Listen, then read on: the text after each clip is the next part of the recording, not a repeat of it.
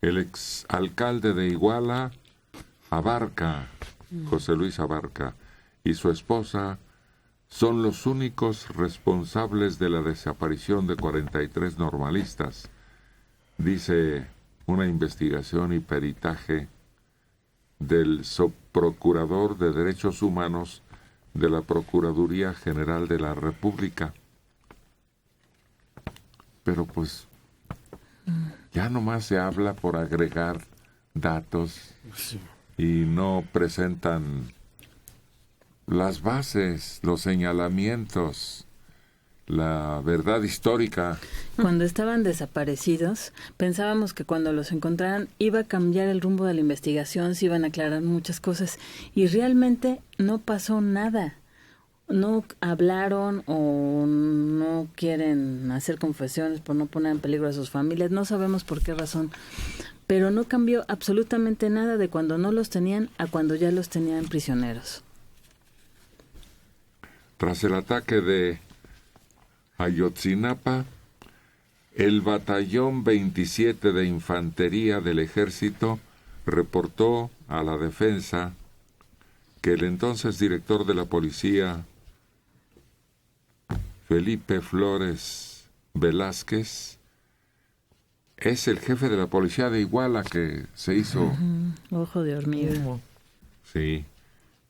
Minimizó lo sucedido con los estudiantes y negó que sus agentes hubieran detenido algún camión o se hubieran suscitado disparos de armas de fuego. Sin embargo, los militares desplegaron una unidad para realizar patrullajes en la ciudad.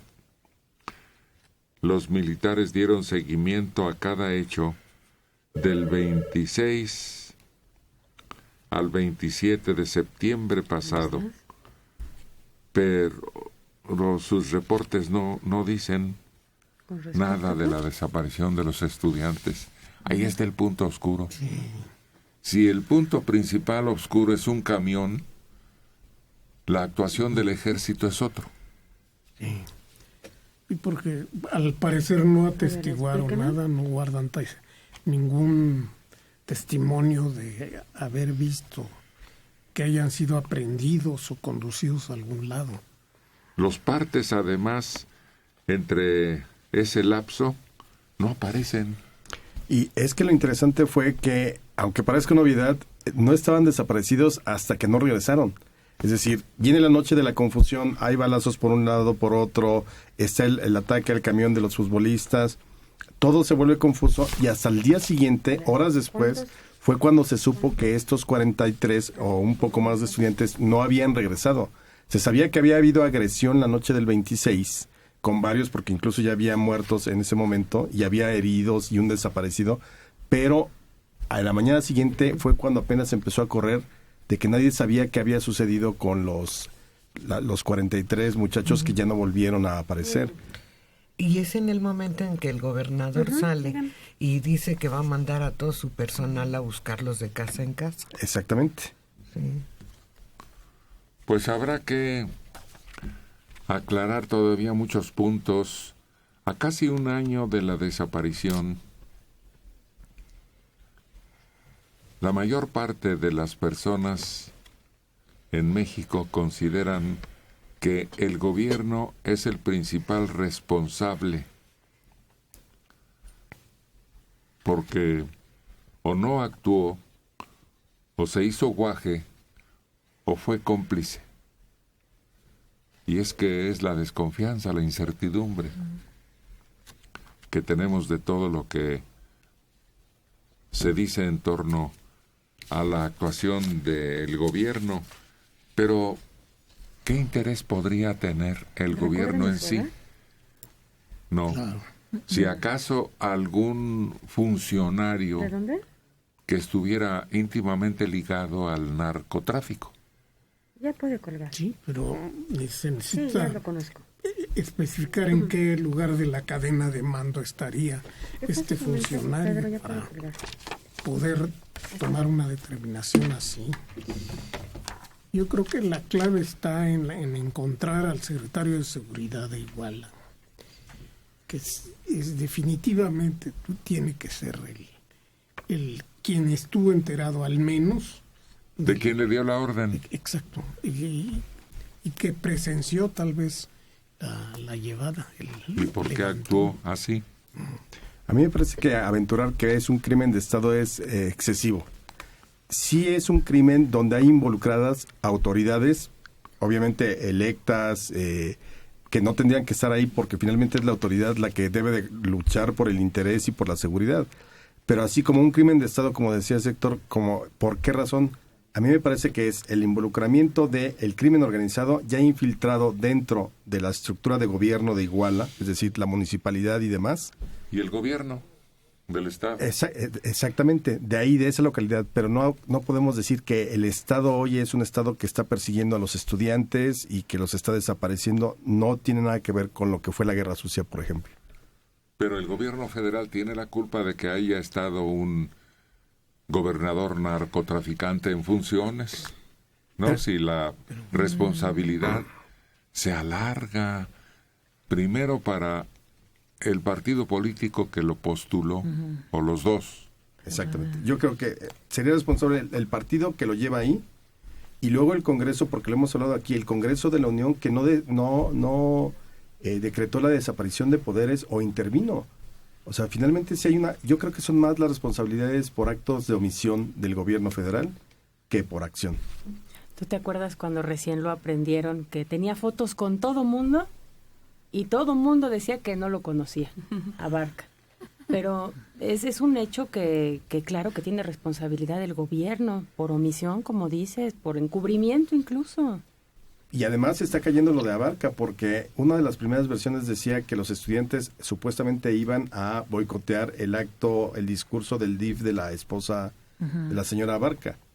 Y ya resulta que con el informe del domingo pues ya había terminado el discurso, el evento de esta señora, y que ya no tenía nada que ver una cosa con otra.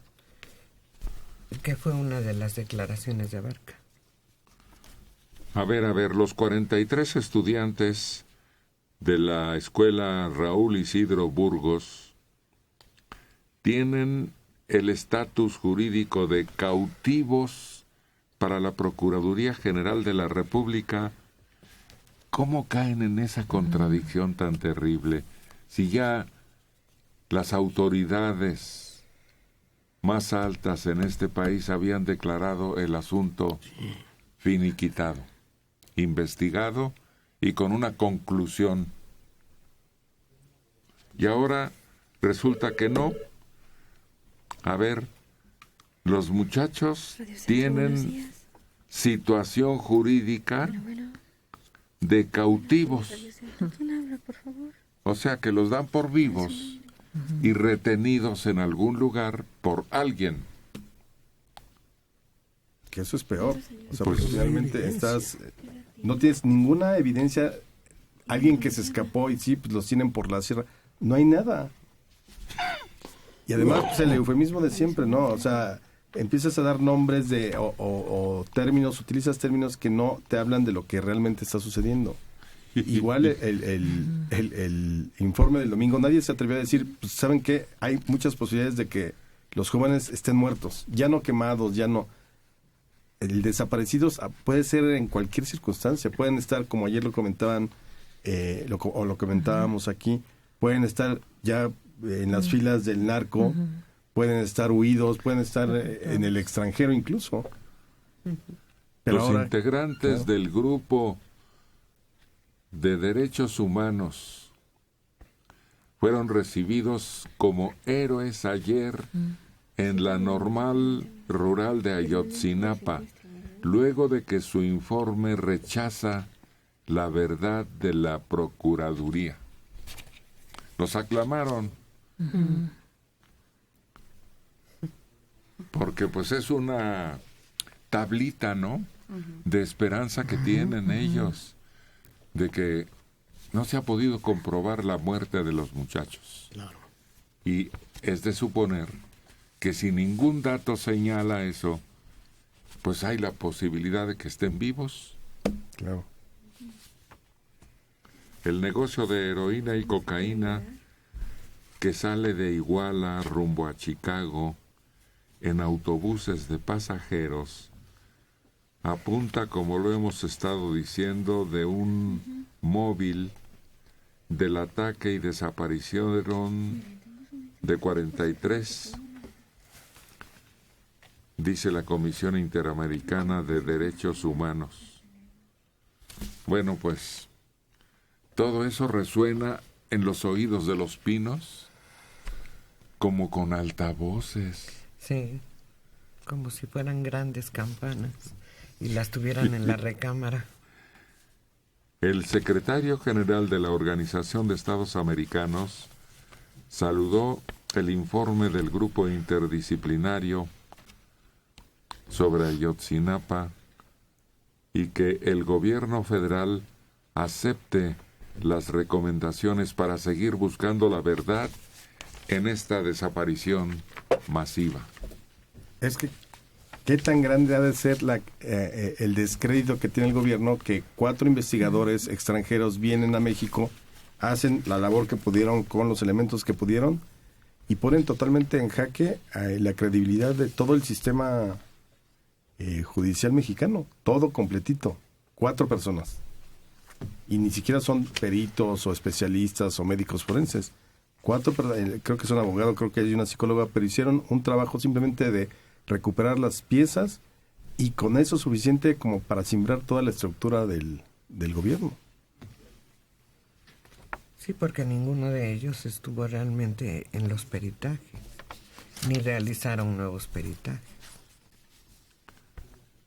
El Consejo Ciudadano para la Implementación de la Reforma Constitucional de Derechos Humanos pidió que el gobierno federal reconsidere las líneas de investigación sobre Iguala. Pues ya se convirtió en el cuento de nunca acabar. Y cada aniversario, si es que llegamos al 2, al 3, al 4, el revuelo va a ser igual, o a lo mejor hasta va a crecer. Se está convirtiendo en una fecha simbólica como lo fue el 2 de octubre. El 2 de octubre a partir del 69 y para acá lo hemos visto. Siempre en mayor o menor medida hay un acto, a veces se desborda, a veces es muy controlado, a veces están los líderes, a veces no. Yo creo que para allá vamos con esto.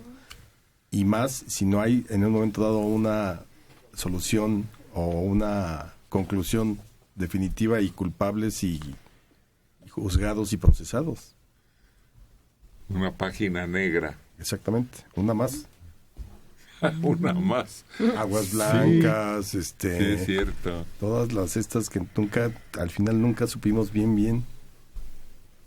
Sí, hubo consecuencias menores, ¿no? La caída de un gobernador, pero nada más, nunca realmente se aplicó la ley en aquellos casos. ¿Qué edad tiene? Es como aquel de el arzobispo de Constantinopla.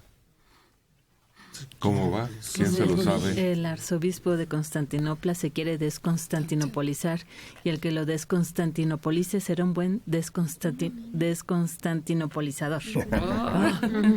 Ándale. Es un misterio. A ver quién lo aclara. Ahí está el reto. ¿A quién no le conviene que se aclare? Y a quién sí le conviene que se aclare. Todas esas situaciones caben en este caso. ¿Qué intereses ocultos? ¿Cuál es la razón? ¿Y quién dio órdenes para que se movilizaran los que estaban al servicio del narcotráfico? Sí, cómo se enteraron, cómo fueron convocados, cuál es el nexo entre el narcotráfico y la autoridad. Hay alguien que necesariamente es el correveidile. Sí, y hay alguien afectado por la actuación de los muchachos. Por eso se actuó contra ellos. ¿A quién afecta lo que hacían periódicamente? Ellos iban por camiones y salían a botear y a manifestar y a unirse a otros grupos de manifestantes. Pero en qué forma se relacionaron las dos situaciones. Esos muchachos y sus consecuencias en actuación con algo que está debajo del agua. Y creo que eso que esté debajo del agua es lo más importante, porque finalmente, digamos que los estudiantes se subieron al camión equivocado. Como dicen, la represalia o el desenlace posible que tuvieron es excesivo si solo fue una equivocación, porque lo que haces es bajarlos del camión y te llevas el camión. No necesitas llevarte al grupo completo y desaparecer en la sierra. Sí, si sabías que eran estudiantes, pero si pensabas que era un grupo, banda rival. Entonces sí, ves cómo los desapareces. O bien que los muchachos se hayan dado cuenta de lo que había en ese camión. No, parece más bien a sangre y fuego un intento de recuperar el botín. Buenos días, ¿cuál es su nombre? Y por eso les echaron caballería. Ahora, es una paradoja que con todo lo mal que le fue el gobierno con este informe, está en sus manos. O sea, si realmente el gobierno federal, o sea, la presidencia de Peña Nieto quiere en este momento reposicionarse, está en sus manos, porque la investigación tiene que recaer nuevamente en la PGR. O sea, si ahorita es el momento, ya después de que lo simbraron, que lo expusieron y todo, tendría que ir hasta las últimas consecuencias reales para poder decir, miren, yo no estoy involucrado en eso, estoy haciendo mi trabajo como se debe, y aquí están las conclusiones después de 2-3 meses. Ahorita es cuando tendría que él asumir todas las observaciones que le dio el nuevo informe y reabrir la investigación, porque la había cerrado Murillo Karam. Pero a ver, mientras más se manosee el asunto, más confusión genera, porque ni siquiera se ponen de acuerdo. Los peritajes dictan situaciones distintas. Por eso, mientras más interviene hasta organismos internacionales, ya las cosas se pusieron más negras, más oscuras.